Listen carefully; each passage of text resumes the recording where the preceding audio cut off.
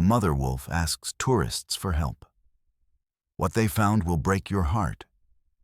What would make a wild animal, a symbol of primitive fear and freedom, approach a human being and beg for help? This question never crossed Alexei Sokolov's mind.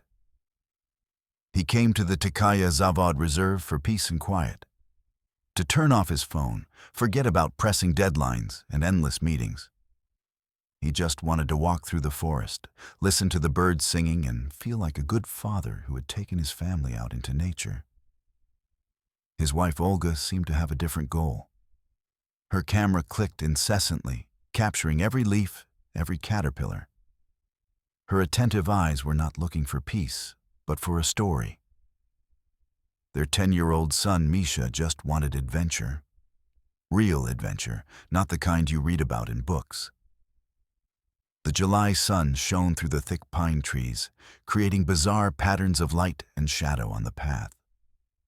The air was thick, smelling of rotten pine needles and warm resin.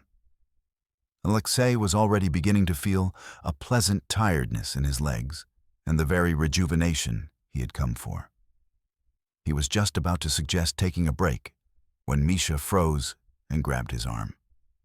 The boy didn't say a word. He just pointed ahead, where the trail curved around a group of moss-covered boulders. There stood a wolf. Before we continue, let us know which city you are from. We are interested to know where our videos are being watched. Don't forget to subscribe to the channel and leave your rating. This motivates us to make new and interesting videos. Well, let's begin. Alexei's first reaction was fear. Cold, primal, making his heart skip a beat.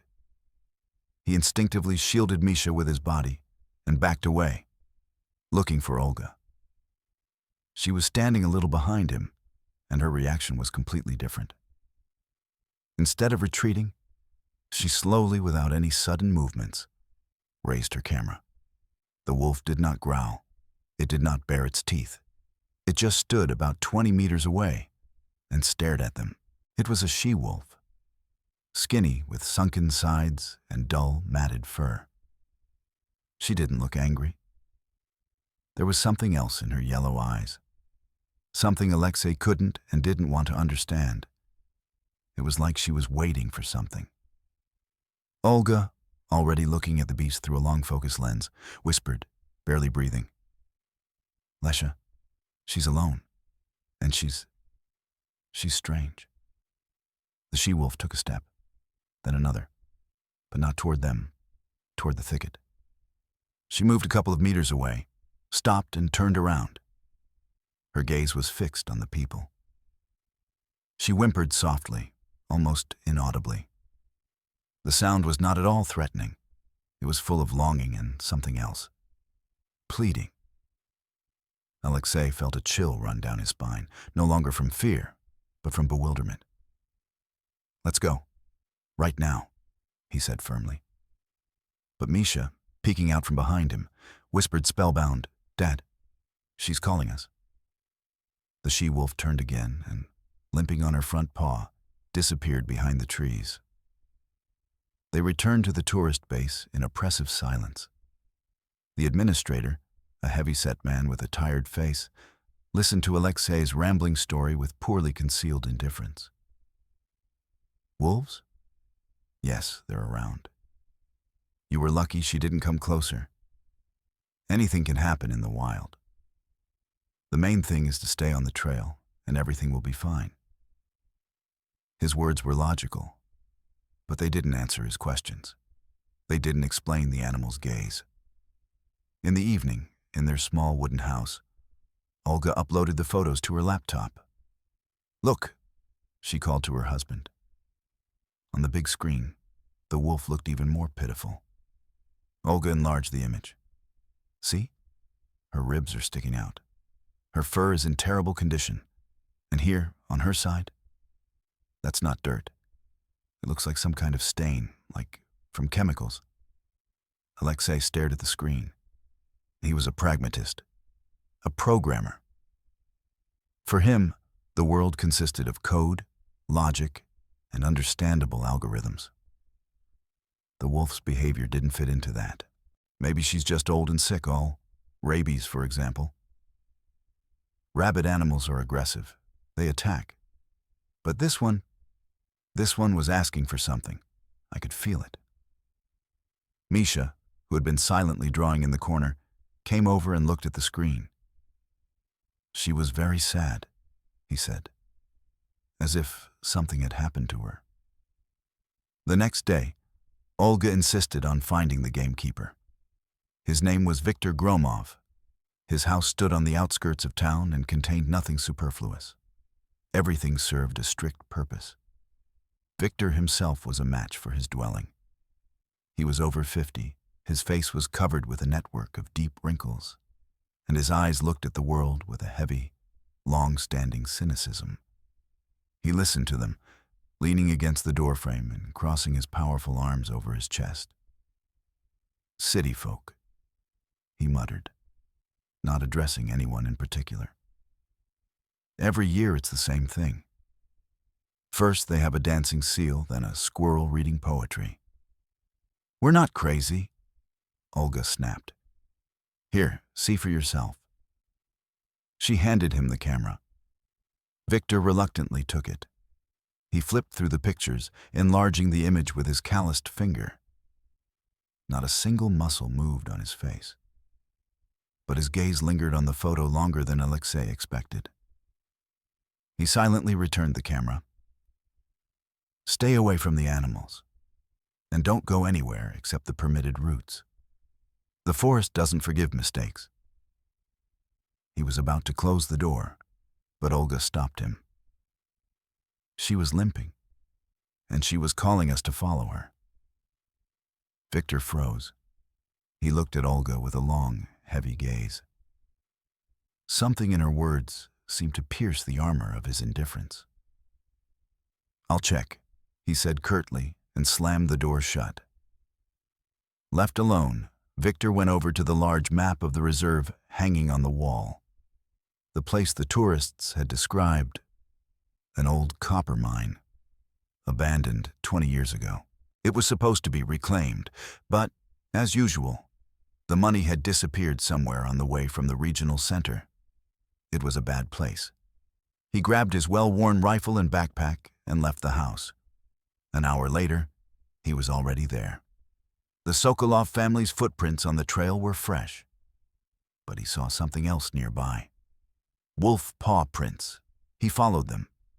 Viktor was the best tracker in the area. He could read the forest like an open book. These tracks told him a story. Here, the she-wolf had stood for a long time, looking at the trail. Here she had taken a few steps to the side and then returned. Her gait was uneven. She was indeed weak. He went further, deeper into the forest. And soon he stumbled upon something that made him curse under his breath. Deep ruts from an ATV, here in the heart of a protected area. And 100 meters further on, he found what he was looking for. An old, rusty but still functional snare trap tied to a young tree. Poachers. A dark rage began to boil inside him. He hated them more than anything else in the world. A few years ago, the same bastards had killed his partner, a young guy who had stumbled upon their camp. Viktor had found them then. And since then, his war with them had become personal. He returned to base at dusk, angry and silent. Thoughts of the she-wolf faded into the background. Now he had a more understandable and familiar goal. But the next morning, everything changed. Misha's scream made Alexei and Olga rush out onto the porch of their house. The she-wolf was standing in the clearing in front of the base, about 50 meters away. This time she wasn't just strange, she was desperate. She was breathing heavily, her sides heaving. Her limp grew worse, and she could barely put any weight on her front paw. She paid no attention to the other tourists who were peering fearfully out of the windows. Her yellow eyes were fixed on only one cabin, the Sokolov family. She took a few steps forward, whimpered, this time loudly, desperately, and looked back toward the forest. It was no longer an invitation. It was a plea. At that moment, Viktor stepped out into the clearing. He walked slowly toward the Sokolov's house, his eyes fixed on the wolf. His face was a mixture of surprise and grim determination. He had seen a lot, but never anything like this. An animal driven to the brink had overcome all its instincts and come to its worst enemy for help. "She won't back down," Viktor said quietly, his voice hoarse. "She came for you." He slung his carbine over his shoulder and checked the pouch on his belt. Then he looked straight into Alexei and Olga's eyes. There was no cynicism left in his gaze, only grim necessity. "Are you coming?" Viktor's question hung in the morning air, thick and heavy as tar. It was not a suggestion. It was a sentence, a challenge thrown in the face of their comfortable city life. Alexei was the first to break the silence. "No," he exhaled, grabbing Olga by the elbow. "This is madness. Viktor, you're a gamekeeper, you have a gun. It's your job. We're tourists. We have a child." He looked at Misha, who, contrary to his expectations, was not afraid. The boy was looking at the she-wolf with such intense sympathy that Alexei's heart ached. Olga gently freed her hand. "We have to, Lesha." Her voice was quiet but firm as steel. "We can't just stand here. She came for us. For us. Do you understand?" She turned to the gamekeeper. "We're going." Viktor nodded, as if he hadn't expected any other answer. His gaze slid over Alexei. "Leave the child here." "I'll go," Misha said unexpectedly loudly. "She's not afraid of me. I'm not afraid of her either." Viktor crouched down in front of the boy. Something like respect flashed in his stern eyes for a moment. "This isn't a game, kid. It's real out there in the woods. It can be dangerous." "I know," Misha replied stubbornly, "but I'm going." Alexei wanted to argue, to shout that it was absurd, that he wouldn't allow it. But he looked at his wife, at his son, at the sullen gamekeeper, and realized that the wheels were already in motion. He was the only one resisting the inevitable. Giving in, he sighed heavily. "All right. But if I say back, we turn around. That's it. No arguments." Viktor straightened up. "My rules," he said curtly. "I'll do the talking. Follow me step by step. Don't step on dry branches. Stay close to me. Questions later. Is that clear to everyone?" He didn't wait for an answer. Seeing that the people were following her, the she-wolf let out a quiet sound, like a sigh of relief, and, turning around, slowly wandered toward the edge of the forest. She kept looking back to make sure her strange rescuers weren't falling behind. Viktor walked first, his rifle resting on the crook of his elbow. The gamekeeper's movements were smooth and predatory. He walked almost silently, his eyes constantly scanning the space around him. Behind him, trying to copy his gait, walked Olga with her camera at the ready. Alexei and Misha brought up the rear. Alexei felt ridiculous and out of place in his bright jacket. Every step was difficult. Every branch that whipped his face felt like a personal insult. They left the well-trodden tourist trail and plunged into the real forest. There were no signposts or convenient bridges over the streams. Only windbreaks, thick bushes, and damp, springy ground underfoot. The air changed. It became denser, smelling of dampness, mushrooms, and something else. Something barely perceptible and disturbing. The she-wolf led them confidently, choosing the shortest but not the easiest path. She bypassed impassable thickets, but forced them to climb slippery slopes and wade through cold, fast-flowing streams. After an hour, Alexei was completely exhausted. His city endurance had dried up, Olga was also breathing heavily, but her eyes were burning with excitement. She took pictures as she went, capturing every step of their incredible journey. Only Misha and Victor seemed unaffected by fatigue. The boy clung to his father's backpack and walked silently, his childish face serious and focused. Victor, on the other hand, was part of this forest. He moved as if he had been born here. At one point, the she-wolf stopped. She sank heavily to the ground, her chest heaving with labored breathing. She looked at the people, and there was such mortal agony in her gaze that Alexei looked away. Olga, on the contrary, moved closer, as far as caution would allow, and took several close-ups. "Victor, is she wounded?" she whispered. The gamekeeper approached and crouched down, peering at the animal. "No wounds," he concluded. "Looks like exhaustion. Or something else." He looked in the direction they had been walking. "We're almost there. It's an old quarry. Not a good place." He took a flask out of his backpack and handed it to Olga. "Drink. Everyone take a sip." The water was ice cold and tasted of metal, but it restored some of their strength. They walked for another 40 minutes. The forest around them began to change. Healthy, powerful pine trees gave way to stunted, twisted birches. Stones with reddish veins began to appear more and more often under their feet. The air also changed. The faint, disturbing smell that Alexei had noticed earlier grew stronger. Now he could identify it. It was a faint but distinct chemical smell. It was as if a canister of solvent had been spilled somewhere far away. Victor sensed it too. He stopped and sniffed the air. His face grew even darker. "Poachers," he growled. "They've gotten bold. Maybe they're cooking something right here in the forest." This thought frightened Alexei much more than the she-wolf. A wild animal was one thing, but armed and unpredictable people were another.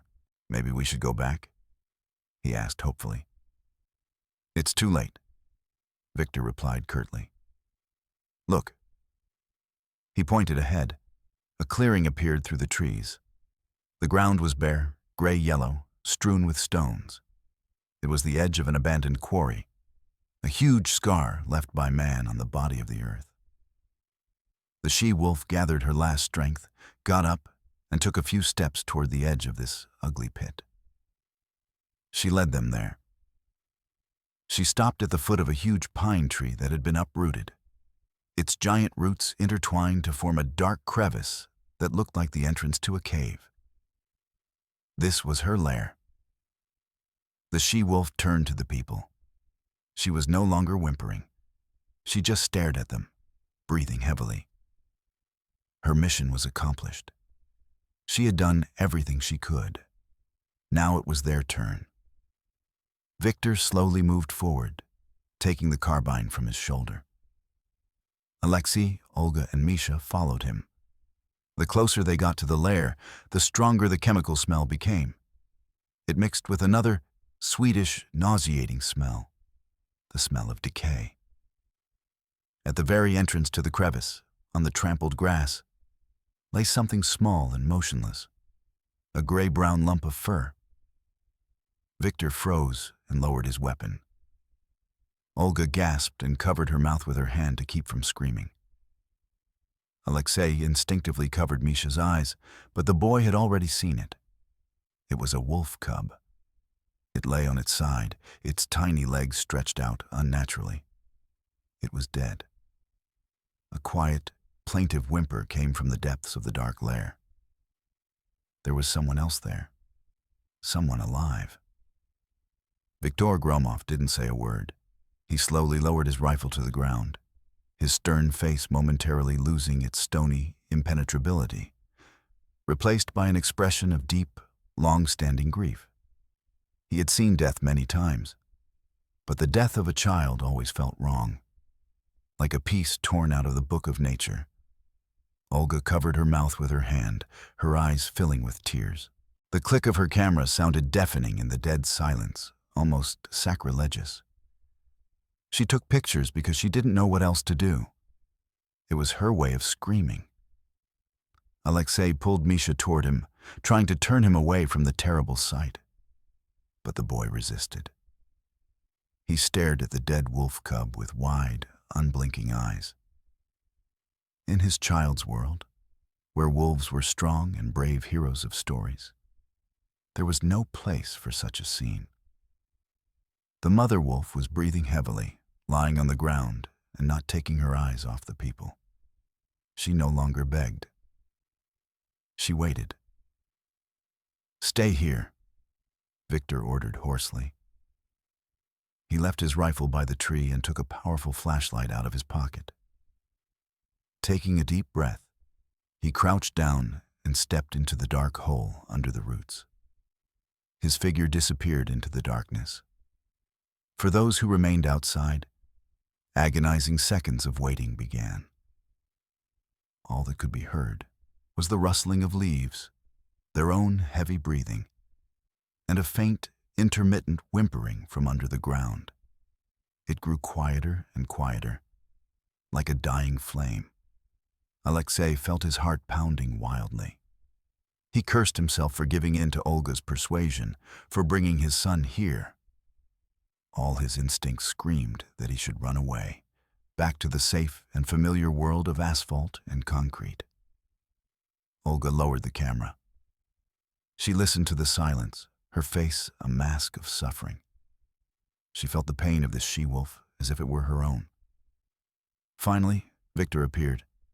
He moved slowly, cautiously, as if carrying something fragile. In his hands was a tiny body, another wolf cub. It was alive, but barely. Its small body trembled in death throes, its head falling back limply. Victor stepped into the light and knelt down carefully, placing the cub on the grass. "There's another one," he said hoarsely, looking at Olga. "Dead. The whole pack." The mother wolf slowly raised her head and crawled closer. She nudged her last living child with her nose, sniffed him, and whimpered softly. It was the sound of utter defeat. Victor wasn't looking at the wolves. His gaze was fixed on the ground. He ran his fingers through the fur of the dying wolf cub, then sniffed his fingers. His face froze. He stood up and took a few steps toward a small stream that wound lazily just a couple of meters from the den, flowing from somewhere near the quarry. The water in the stream was clear, but a thin, barely noticeable iridescent film floated on its surface. The grass on the banks was withered and unnaturally yellow, although a few meters from the water, everything was green. Victor crouched down by the water. "It's not poachers," he said so quietly that Alexei had to come closer to hear him. "And it's not a disease." He scooped up a handful of water and immediately poured it out. An oily residue remained on his palm. "Chemicals," he concluded. "A quarry. Someone is using it as a dump, some kind of waste. This crap has seeped into the groundwater. It's poisoned the stream." He glanced at the dead grass, the iridescent film on the water, the dying wolf cub. They drank this water. All their food, everything they touched, was poisoned. Olga slowly raised her camera. Now her movements were precise and measured. She filmed everything: the water, the ground, the dead wolf cub at the entrance, the dying cub in Victor's arms as he lifted it up again. She took close-ups of the iridescent film, the oily stains on the cub's fur. She understood. These weren't just photographs. They were evidence. At that moment, everything became clear. The wolf's behavior, her exhaustion, her desperate limp. She was losing her family. Her mate, the strong leader, had probably fallen first.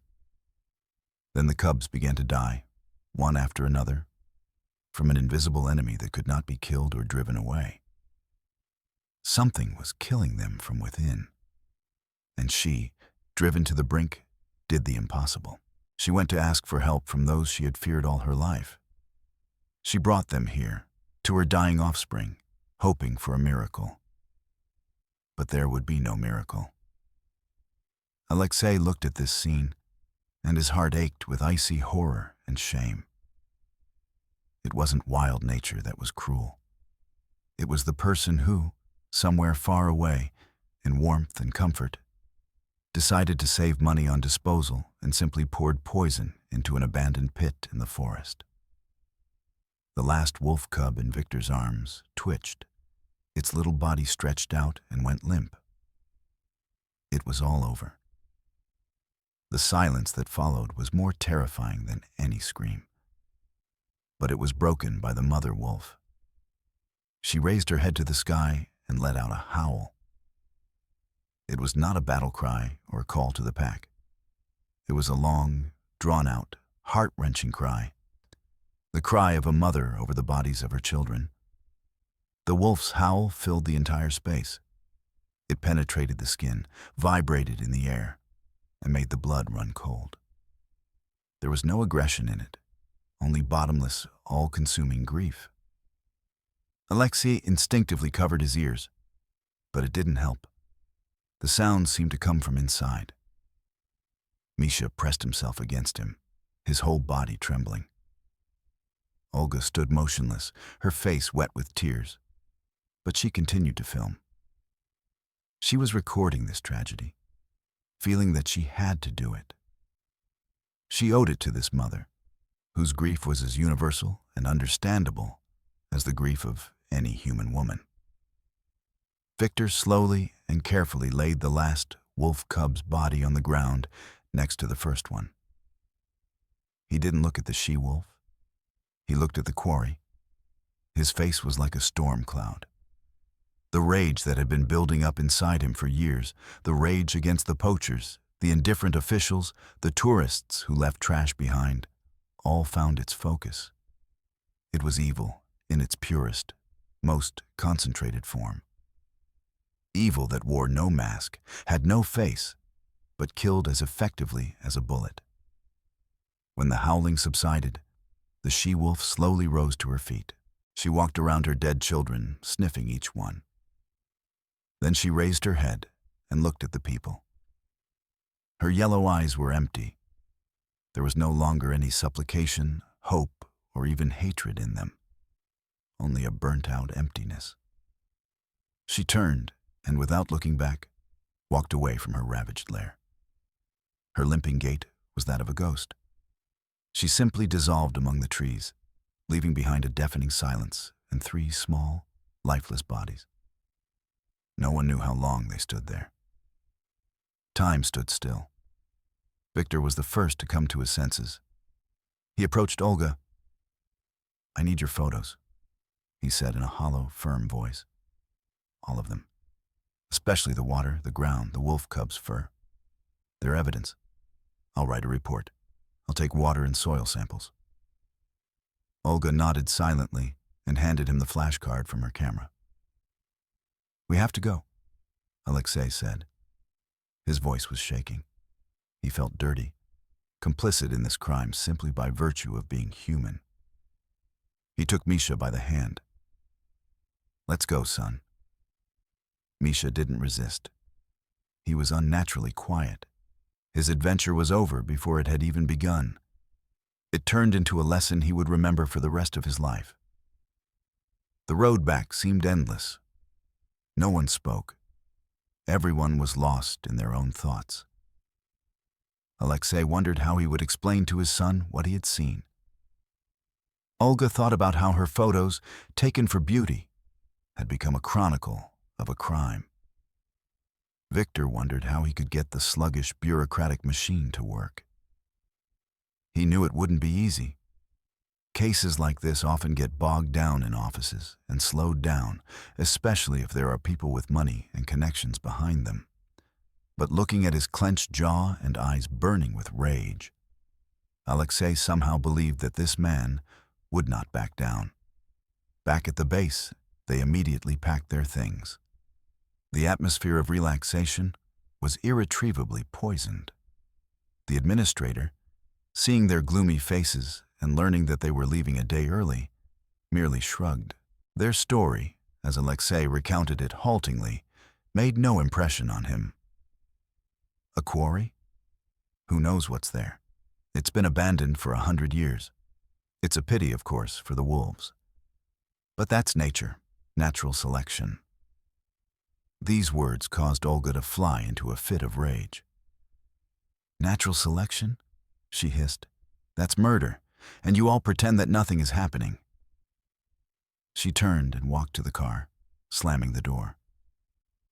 The drive to the city was filled with heavy silence. Misha slept in the back seat, his face tense in his sleep. Alexei drove on autopilot, the image repeating itself over and over in his mind. The dead wolf cubs, the mother's howls, the rainbow film on the water. He had come to the forest to escape his problems, only to be confronted with a problem of such magnitude that it made all his work deadlines seem ridiculous and insignificant. He looked at Olga. She was sitting with her back to him, staring out the window, and he knew she wasn't just looking at the trees flashing by. She was thinking, and that scared him. He knew his wife. Her keen sense of justice would not allow her to simply forget about this. A week later, Victor called them. His voice sounded tired but determined. The examination has confirmed it, he said without preamble. Hundreds of times the limit for copper, zinc, and some other junk. It's poison. I wrote a report and sent it to the regional office. I attached your photos. They can't ignore it. And what? Olga asked. She heard a bitter smile in Victor's voice. Nothing yet. They sent the paper to the district prosecutor's office. They started an investigation. It could take months or years, unless we push them. What can we do? Alexei asked. Nothing. You are witnesses. If they call you, give your testimony. And I'll be here. Make sure they don't bury this case. He paused. By the way, the farmer from the neighboring village whose livestock died, remember I told you about him? The stream from the quarry flows into the river where he watered his cows. He also filed a complaint. Now there are at least 2 of us. He said goodbye and hung up. After that conversation, Olga changed. She sat at her computer for hours, editing those photos. She turned them black and white, removing everything unnecessary and leaving only the essence. Pain, despair, and accusation. She contacted an old friend, the owner of a small but trendy gallery in the city center. She told him the story. He was shocked. You have to show this, he said. People need to see this. A month later, a photo exhibition opened. It was simply called The Cry. Large black and white photographs hung in a small hall. Here, a thin wolf looks at the viewer with a silent plea. There was her paw, frozen in a limping step. There was the iridescent film on the dark water. There was the dead wolf cub curled up in a ball, as if asleep. And in the center was the main photograph. The wolf's muzzle was thrown back toward the sky in a silent howl. The exhibition had the effect of a bomb going off. First, several internet blogs wrote about it. Then television journalists arrived. The story of the wolf asking humans for help and the terrible discovery spread across the internet. The hashtag #KasKrikWolchitsi, the wolf's cry, trended. People were shocked. They left hundreds of angry comments, demanding that the culprits be found and punished. The indifference that the criminals had counted on cracked. The public outcry proved to be a force that even the most inert officials could not ignore. The story that began with a quiet trip by one family turned into a high-profile case that the whole country was following. The phone in the Sokolov's apartment rang non-stop. Journalists, activists, and concerned citizens all wanted to know the details. The prosecutor's office, which had previously been conducting a half-hearted investigation, suddenly became very active. An investigative team arrived at the reserve. Alexei and Olga were summoned several times to give testimony. Each time, they patiently recounted everything they had seen. Olga's photographs, black and white and merciless, became the main, irrefutable evidence. They spoke louder than any words. However, it was Victor who played the decisive role. While investigators in clean shoes questioned witnesses in the city, the gamekeeper did his job in the forest. Public attention gave him free rein. He combed every inch around the quarry, finding more and more clues. He talked to old people in the surrounding villages, gathering rumors and gossip. And one detail, which he initially considered insignificant, came back to him. A couple of years ago, a new furniture factory had opened in the area. Business was booming, and the owner, a certain Mr. Shirokov, quickly became a respected figure, sponsoring local festivals and even running for district council. Victor remembered how one of his hunter friends bragged that he had gotten a job with Shirokov as a dump truck driver. He hauled all kinds of trash at night. "He pays well and asks few questions," he said at the time. Victor passed this information on to the investigator who was handling the case. The investigator, pressured by calls from above, took the tip seriously. A check of the furniture factory's documents revealed glaring discrepancies. According to the paperwork, they were spending huge sums of money on the disposal of toxic paints and solvents. But the disposal company turned out to be a one-day wonder, registered under a fake name. The circle began to tighten. One night, the task force caught the same dump truck red-handed as it was heading to an abandoned quarry loaded with barrels of toxic liquid. The driver, the same man Victor knew, cracked under the first interrogation. He turned everyone in. Shirokov, the guy who ordered the job, and the scheme they'd been running for years. Saving money on disposal was making the businessman millions. The price of those millions was a poisoned river, dead livestock, and the life of a small wolf pack. Shirokov's arrest was big news. His respectable image was shattered. The trial was quick and exemplary. The factory owner received a real prison sentence. The Tikaya Zavod Nature Reserve received a claim for damages and a program for the reclamation of the quarry. Justice seemed to have prevailed. But for the Sokolovs, this victory had a bitter taste. Their lives would never be the same again. Alexei quit his high-paying but meaningless job. He threw himself into organizing the foundation that he and Olga had created with the money from the sale of her photographs. The foundation helped gamekeepers like Victor and fought environmental crimes in small regions. He found this more meaningful than any of his previous projects. Olga became the voice of those who could not speak. Her camera was no longer searching for beautiful landscapes. It was searching for the truth. She traveled around the country, filming stories about people and animals who had suffered from human greed and indifference. Misha also changed. He no longer sought adventure. He could spend hours poring over books about nature, drawing animals. And in the summer, he persuaded his parents to volunteer at a wildlife rehabilitation center. The tragedy in the forest did not break him, but made him stronger and wiser beyond his years. One autumn, Victor called them again. "The quarry has been fenced off," he said. "The workers have arrived. They're going to remove the earth. It will take 10 years, but at least they've started." He paused. "I was here, on the far border. I saw a she-wolf. Just one. Maybe it was her. Maybe not. Who knows?" He didn't say another word, but Olga understood. The mother wolf had survived. And her story, her cry, became a legend that was now told in the reserve. A legend about how nature can endure a lot. But sometimes, when pushed to the limit, it comes for help. And woe to those who do not hear its call. Their short summer vacation, which began as an attempt to escape reality, confronted them with its most brutal side. But after going through this hell, they found something more important than peace and quiet. They found themselves. This story is not about wolves. It is about you and me, about the choices each of us makes every day, to walk by or intervene, to remain silent or shout out.